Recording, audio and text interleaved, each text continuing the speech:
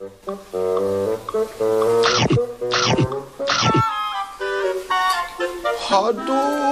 yang sakit. Makannya luar biasa banyak. Orang sakit kudu makan supaya sehat.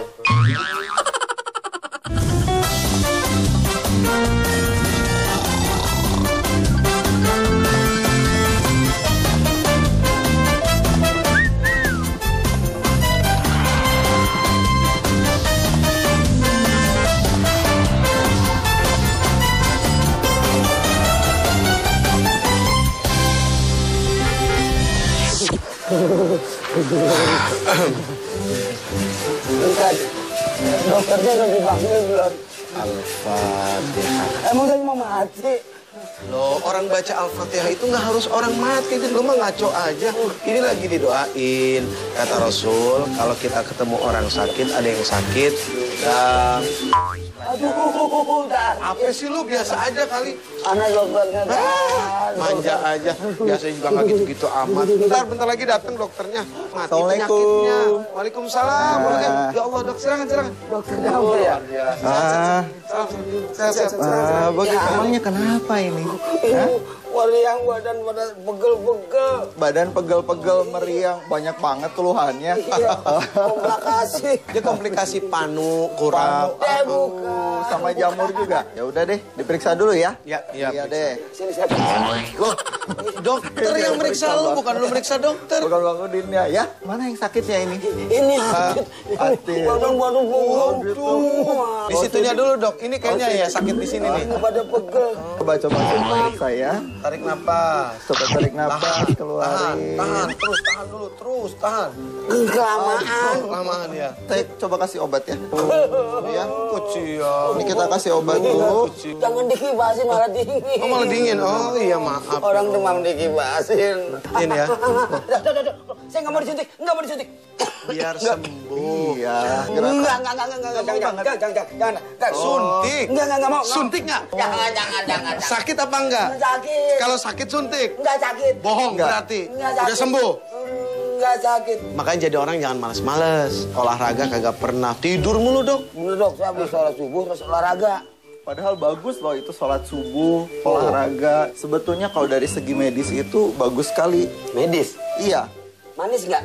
Bukan itu. Ini dari medis itu dari segi kesehatan. Jadi sebetulnya mengapa kita diperintahkan oleh Allah untuk sholat subuh, bangun pagi, itu sangat berdampak pada kesehatan kita. Gerakan-gerakan dalam sholat pun itu benar-benar menentukan atau mempengaruhi kesehatan kita. Oh gitu. Contohnya, Dok, gimana Betul. contohnya? Ketika kita takbiratul ihram. Takbiratul ihram. Nah, dua tangan kita mengangkat, Allahu Akbar. Ketika diteliti aktivitas otak, itu ada namanya bagian dari otak korpus kalosum yang menjadi teraktivasi. Sholat itu seperti olahraga juga dong berarti ya? Betul sekali, betul sekali. Dari tadi diomongin, kenapa baru nanya? Korpus kalosum itu bagian dari otak yang menghubungkan antara otak kanan dengan otak kiri. Oh, jadi otak kanan otak kiri harus silaturahim. Betul. Jangan masing-masing. Betul sekali. Kebanyakan orang pemirsa, otak kanan mau otak kiri nafsi-nafsi. Iya, akhirnya jadi kagak sinkron. Nah, kudu silaturahim. Ternyata yang membuat silaturahim antara otak kanan otak kiri di saat apa? Tangan diangkat kedua-duanya. Ini kalau dari sistem orang perang, kalau angkat tangan nyerah. Jadi ketika kita menyerahkan secara sepenuhnya kepada Allah Subhanahu wa taala, maka kita akan menjadi tanggungan Allah. Iya. Nah, ketika otak kanan otak kiri tersinkronisasi dengan baik, makanya saat orang sholat itu sebetulnya aktivitas otak yang sangat optimal. Selain itu ternyata dengan kita sholat dengan khusyuk, sholat subuh yang baik, apalagi dengan sholat tahajud, menurut penelitian Prof. Sulaiman yang dilakukan di UIN itu, dia akan menurunkan kadar kortisol dalam tubuh. Kortisol itu adalah sebuah hormon yang efeknya nanti justru akan menurunkan daya tahan tubuh dan akan mencetus, bisa terjadi stroke, bisa terjadi kanker. Itu baru dari takbir dan bacaan. Tambah lagi ruku nih. Iya. Kalau ruku. Nah, kalau misalnya ruku, itu kan kita disuruh oleh Rasulullah ketika ruku harus tumakninah ya. Apa manfaatnya? Ternyata ketika ruku kita tenang, ketika tulang belakang kita bagus, ternyata di tulang belakang itu adalah bagian dari tubuh tempat keluarnya syaraf. Syaraf yang kita rasakan di ujung jari, di ujung kaki, itu awalnya di tulang belakang. Makanya tidak aneh ketika Rasulullah menekankan salah satunya adalah ketika ruku harus sejajar. Iya. Itu kalau pas sujudnya. Nah, kalau pas sujud, kita tahu bahwa otak kita ini merupakan fungsi luhur. Mengapa disebut dengan fungsi luhur? Karena otak adalah pusat kita untuk memutuskan sesuatu. Saat otak yang paling sangat berpengaruh dalam kehidupan kita disuruh sujud. Di mana posisi yang paling agung menurut kita lebih rendah daripada, organ untuk membuang kotoran. Kalau coba lu praktek.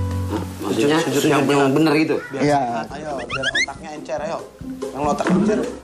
Ya, nih lihat nih, ini kepala posisinya lebih rendah daripada sujud. Ya. Asin ya. Itu kan makanan lu tadi. Tadi tumpah kayaknya. Sujud, ya. Ya, jadi di sini kita benar-benar menyerahkan diri kita kepada Allah, di mana kita memang tidak ada nilai apa-apanya dengan apa yang Allah berikan. Ya, ternyata seluruh aliran darah itu masuk ke dalam otak. Oh, gitu. Di mana otak itu hanya bisa berfungsi ketika suplai darah itu baik. Oh, subhanallah, luar biasa. Nah, saat kita sujud, ini menjadi baik. Ikan asin kagak dilap lagi. Sih, makannya belecetan aja. Nih, coba lihat. Kepala yang berisi dengan kemuliaan lebih rendah daripada pantat yang berisi dengan kotoran. Artinya sujud ngajarin orang tidak sombong. Nah, jadi ketika kita sholatnya khusyuk, dengan durasi yang mungkin bisa mencapai 15 menit, saat kita sholat saja, sebetulnya kita sudah mengurangi risiko terkena penyakit jantung. Paling lama sholat itu 5 menit. Iya. Nah, inilah pemirsa, kenapa seseorang bisa tergesa-gesa di dalam sholat? Karena hakikatnya dia tidak tahu apa yang sedang dia lakukan. Makanya penting mendalami ilmu ma'rifat. Ma'rifat itu artinya adalah ilmu mengenal Allah. Jangan dibikin berat. Oh, ma'rifat. Bukan. Sekarang bagaimana kita bisa mengenal Allah kalau kita tidak memahami ilmu ma'rifat? Artinya kan man arafa nafsahu faqad arafa rabbahu. Barang siapa yang kenal siapa dirinya, maka dia akan kenal siapa Tuhannya. Nah, ini yang paling penting, mengenali diri untuk mengenali Allah.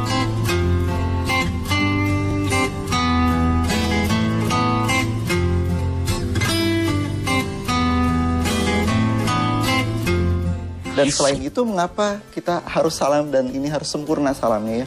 Salah satu gejala yang paling tersering kita rasakan itu ada namanya tension type headache. Ulangi coba, Bang.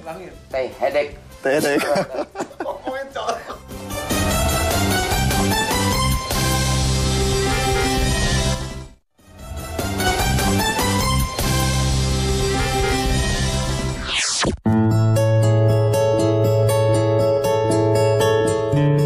Rasulullah kalau dalam hadisnya kan bilang ketika kita salap itu sampai Rasulullah tuh menunjukkan pipinya kepada jamaah yang di belakang. Jadi memang harus nunjukin maksimal. Pipi.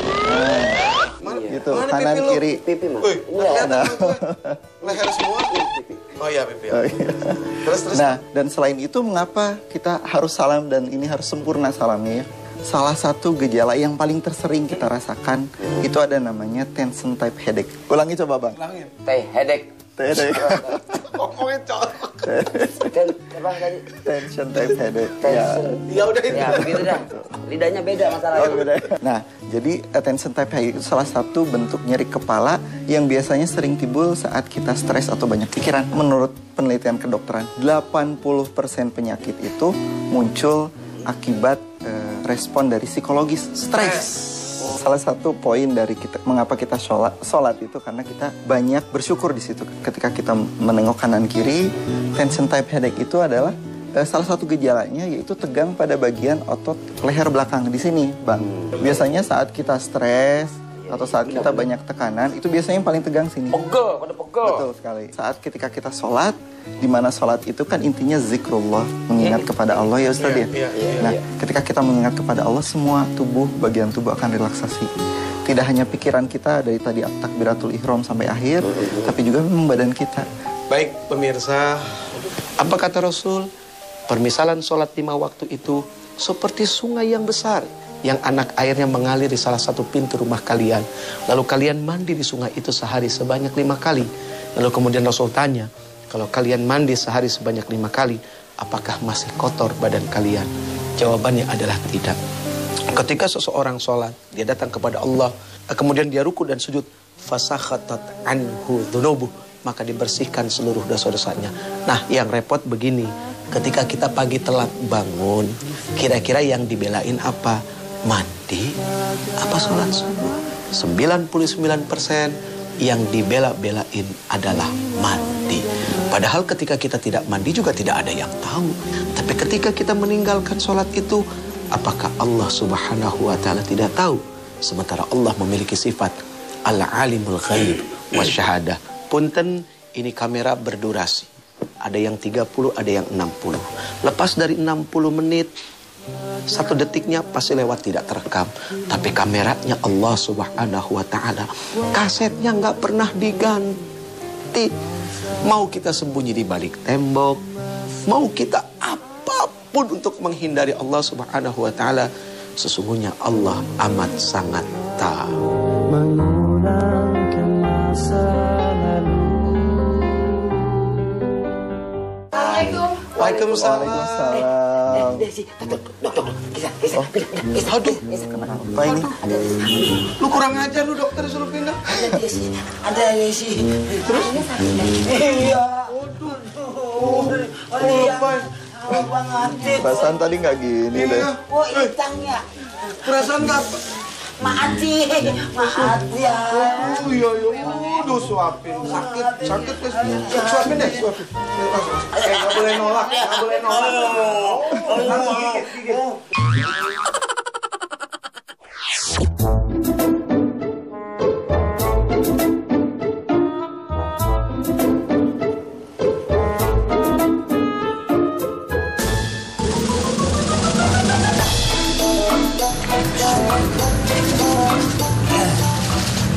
Bang, perempuan ya? Selamat pagi, Bapak. Pagi. Maaf, saya perempuan, Pak. Astagfirullah.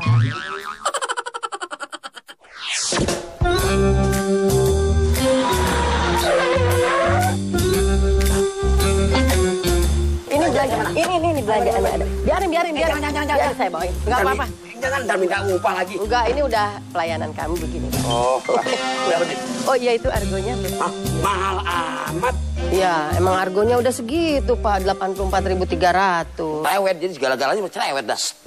Apa sih ribut aja berisik? Sehat? Alhamdulillah sehat. Apaan? Bayar Bayar apa? Bayar itu Argonya, Pak. Emang yang naik taksi siapa? Saya. Ini tadi. Aduh, Udin Iya. naik taksi? Iya. Wah, hebat. Ya siapa dong? Oh, zaman makin luar biasa ya. Iya. Muka kayak begini mah kagak cocok naik taksi, Din. Kagak ada kendaraan lagi, Tan. Pasti masalah. Udah dalam, berisik nggak enak denger orang. terus gimana? Dalam dulu. Tan, gimana Tan kurang?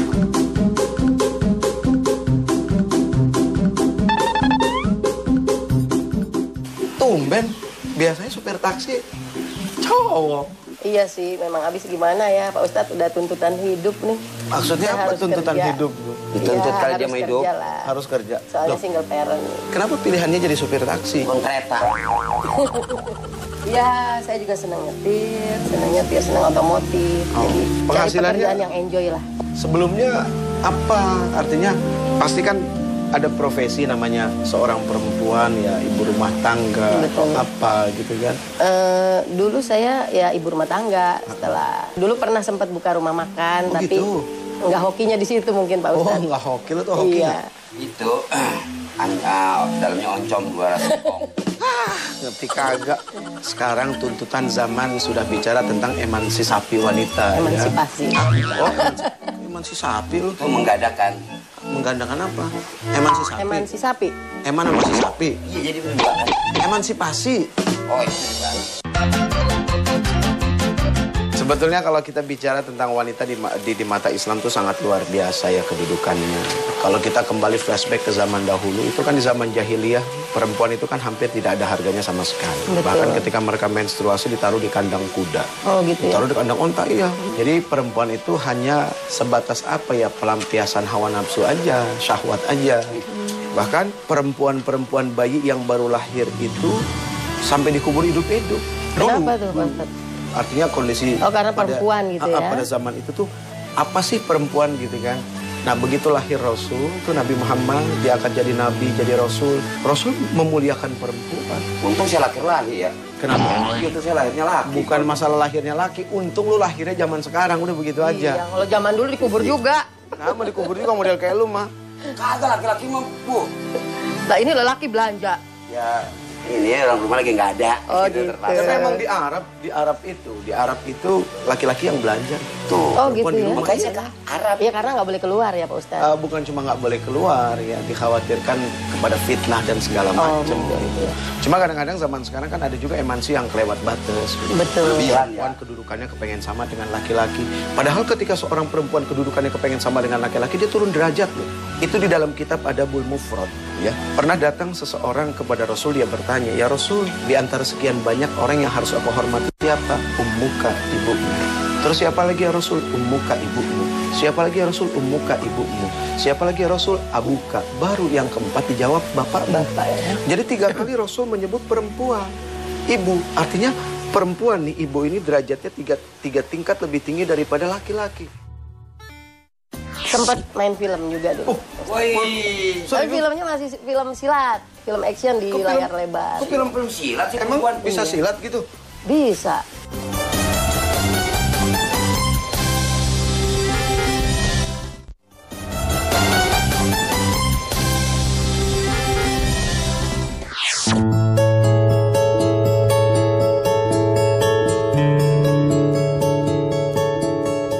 Kalau anaknya berapa? Anak saya 4, Pak Ustadz. Oh, 4? Ya, yang 2 anak kandung. Ya, Yang masih dua lagi? yang Yang dua masih lagi dipercaya sama Tuhan nih suruh ngurusin anak yatim gitu. Yang 2 lagi yatim? Yang 2 yatim. Terus ada pekerjaan lain sebelum itu? Sempat main film juga dulu. Woi. Tapi filmnya masih film silat, film action di layar lebar. Kok film silat sih Emang perempuan? bisa silat gitu? Bisa. Dari mana belajarnya silat? Film silat. Iya. Belajar Tapi dari bukan bersilat lidah, silat beneran. Iya, yang pakai ditonjok-tonjok. Iya.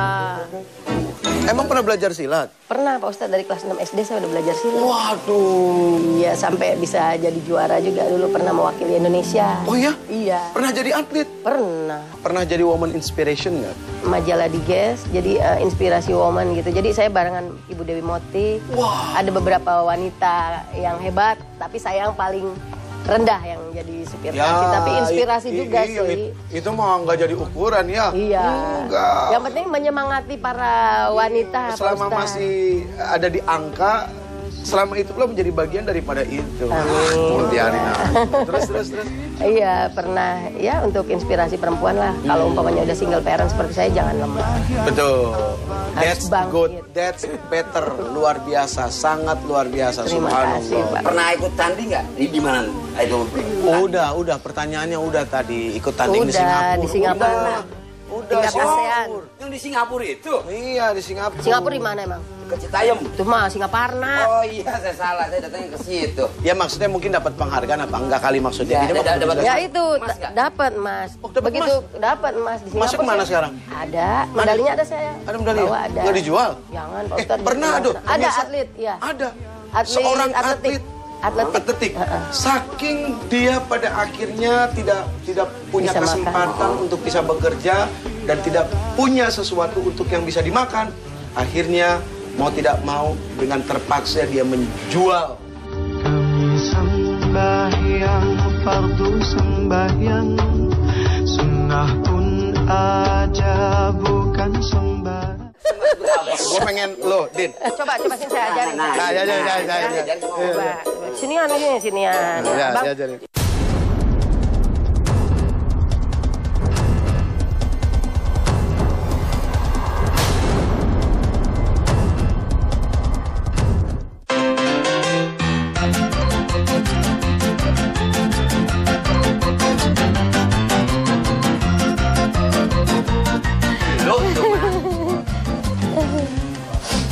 Ya, buat para wanita ini khususnya, jangan pernah berputus asa dalam keadaan apapun dan jangan pernah gengsi dengan keadaan. betul. Karena kalau kita putus asa, bahkan kita gengsi, sudah pasti kita tidak akan bisa ngebela diri, gitu kan ya? Betul, Pak Ustadz. Tidak akan bisa memberikan nafkah. Artinya kalau memang itu halal, kemudian ada manfaat, bismillah, lakukan. Apapun itu, yang penting positif. Dan masih dipandang baik dari sudut pandang agama. Salah satu contoh adalah ibu kita, saudari kita, yang ternyata beliau adalah sosok yang dahulunya pernah ikut mengharumkan nama bangsa dan negara lewat ilmu bela diri Pencaksilat. Subhanallah. Subhanallah banget ya. Aduh, luar biasa. Sesuatu banget Ibu. Aduh, sesuatu. Saya ke atas dulu ya. Ada kerjaan yang belum selesai ya. Atur nuhun, Pak Ustaz. Sami-sami. Ntar dulu urusan kita belum kelar. Iya, tapi kan harus minta sama Ustaz dulu. Itu argo belum dibayar. Ya, tapi kurang ini. Jadi gimana dong? Masih Ustaz tega amat ya. Sekarang gini dah. Nih, ini kurang nih itu berapa? 37.000. Ya saya nombokin dong nih. Iya, dengerin dulu makanya. Ini kurangnya berapa nih? 50-an. Oke lah, ini jumlahnya ada 50.000, lu pakai ini aja. Lah, jadi gimana nih Gua bayar? nombokin bayaran Nono. Bener nih. Iya, kalau nggak dikasih mau Ustaz. Oh ya udah deh, biarin deh. Udah, Saya pulang deh, masak dulu deh nih Iya, buat iya, anak iya. saya ya. Iya, iya, iya. Ya, makasih ya. Iya, sama-sama. Bang, ya. Iya. Assalamualaikum. Waalaikumsalam. Belanjaan gue mana? Buat bayar taksi. Buat bayar taksi. Iya.